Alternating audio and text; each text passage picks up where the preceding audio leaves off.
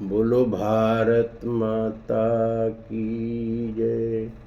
बोलो सत्य सनातन धर्म की जय। मित्रों, आप लोगों ने बीरबल और अकबर बादशाह जी की कहानियाँ सुनी होंगी। उनकी कहानियाँ बड़ी मशहूर हैं। उनमें से मैं आपको एक कहानी सुनाता हूँ अकबर बादशाह और बीरबल की। बीरबल जी जो थे वो अकबर बादशाह के सलाहकार थे, मंत्री थे। और अकबर बादशाह जो था वो बीरबल जी की बुद्धि का कायल था। बीरबल की बात को अकबर बादशाह मानता था और बड़ा महत्व भी देता था अकबर बादशाह। तो एक समय की बात है, अकबर बादशाह के महल के आगे एक बहुत बड़ा तालाब था। सर्दी का मौसम था, कड़ाके की ठंड पड़ रही थी, बर्फ गिर रही थी, पानी ठंडा था। वैसे भी मौसम सर्दी का था। तो अकबर बादशाह के दिमाग में आया कि जो कोई इस तालाब में पूरी रात खड़ा रहेगा उसको मैं मुंह मांगा इनाम दूंगा। उन्हीं के राज्य में एक गरीब आदमी, वो बड़ा गरीब था, साधनहीन था, परिवार का गुजर बसर बड़ी कठिनाई से होता था। तो उसके एक कन्या थी, पुत्री। वह युवावस्था को प्राप्त हो गई थी, शादी के योग्य थी, उसकी शादी करनी थी। वो गरीब आदमी बीरबल के पास गया और कहने लगा कि बीरबल जी, आप हमें राजा से कुछ सहयोग दिलवा दो, कुछ धन वन दिलवा दो, जिससे मैं अपनी लड़की की शादी करूँगी। तो बीरबल ने कहा, देखो, बादशाह ने ये घोषणा की है कि जो पूरी रात इस तालाब में खड़ा रहेगा उसको मुंह मांगा इनाम दूंगा। ऐसे अकबर ने, बादशाह ने संकल्प किया है। तो आप ऐसे करो, इस तालाब में जाके खड़े हो जाओ और धन तुम्हें मिल जाएगा। तो वो जो गरीब आदमी था वो गया और जाकर के तालाब में खड़ा हो गया पानी में। कड़ाके की ठंड में, भयंकर सर्दी पड़ रही थी, बर्फ गिर रही थी, पानी वैसे भी ठंडा था, किंतु वो बेचारा उस तालाब में सारी रात खड़ा रहा। सुबह अकबर के सामने पेश हुआ और कहने लगा हाथ जोड़कर, महाराज, मैं इस तालाब में पूरी रात खड़ा रहा हूँ। अकबर ने कहा, अच्छा बताओ तुम किस चीज के सहारे पानी में खड़े रहे? उसने कहा, राजन, आपके महल में एक दीवा जगता है, दीपक। उस दीपक को देखते हुए मैं सारी रात तालाब में खड़ा रहा। अकबर बादशाह ने कहा, अरे, इसका मतलब तू जो है सर्दी में आग सेंकता रहा है। जाओ, भाग जाओ, मैं तुम्हें कोई इनाम नहीं दूंगा। क्योंकि तुमने शर्त को पूरा नहीं किया। अब वो गरीब आदमी निराश होकर के बीरबल के आगे पेश हुआ। बीरबल से सारी बात बताई बीरबल जी को। बीरबल जी ने सुनी बात बड़े ध्यान से।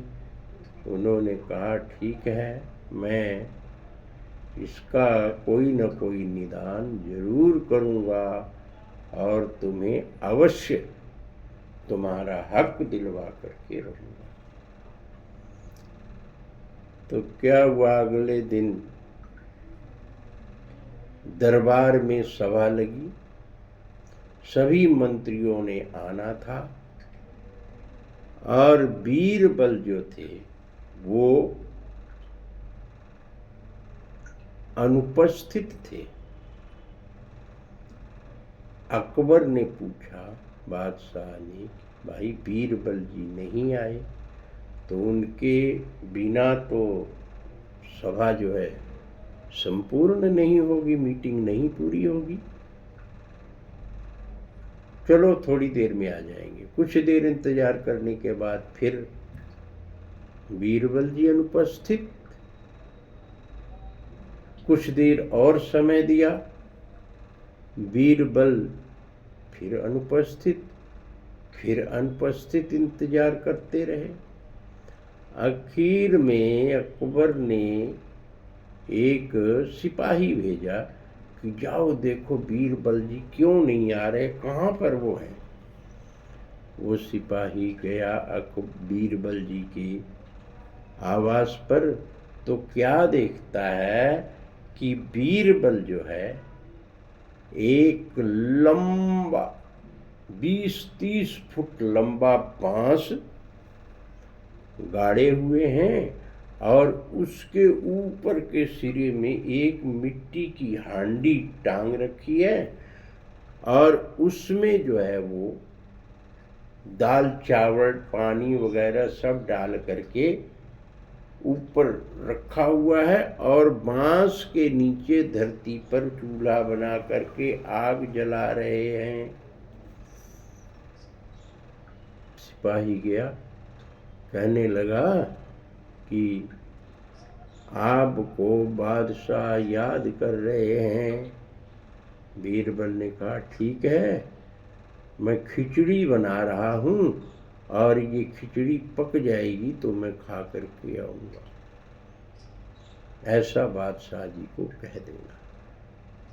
तो सिपाही गया, उसने बताया कि ऐसे ऐसे बीरबल जी जो है खिचड़ी बना रहे हैं और वो खा कर आएंगे। बादशाह चुप कर गया। कुछ देर इंतजार के बाद फिर नहीं पहुँचे, फिर इंतजार किया नहीं पहुँचे, फिर इंतजार किया नहीं पहुँचे।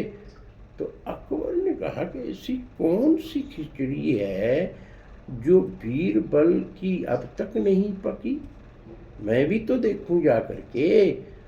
अकबर बादशाह स्वयं चल पड़े और जा करके देखते हैं कि बीरबल जी जो है 20-30 फुट नीचे बांस की जड़ में धरती पर चूल्हा बना करके आग जला करके बैठे हैं और हंडिया उनकी जो है ऊपर टंगी हुई है, उसके नीचे चूल्हा जल रहा है और बीरबल आग को फूंक मार रहे हैं, लकड़ी जला रहे हैं, आग जला रहे हैं। अकबर बादशाह ने देखा कि माजरा तो ये है। अब सोचा कि इतने ऊपर हंडिया, उसमें दाल चावल है और नीचे 20-30 फुट नीचे जो है आग जल रही है और उसका सेक तो हंडिया तक पहुंच नहीं रही है, तो इनकी खिचड़ी कैसे पकेगी। अकबर बादशाह से रहा नहीं गया, पूछ लिया, बीरबल ये क्या कर रहे हो,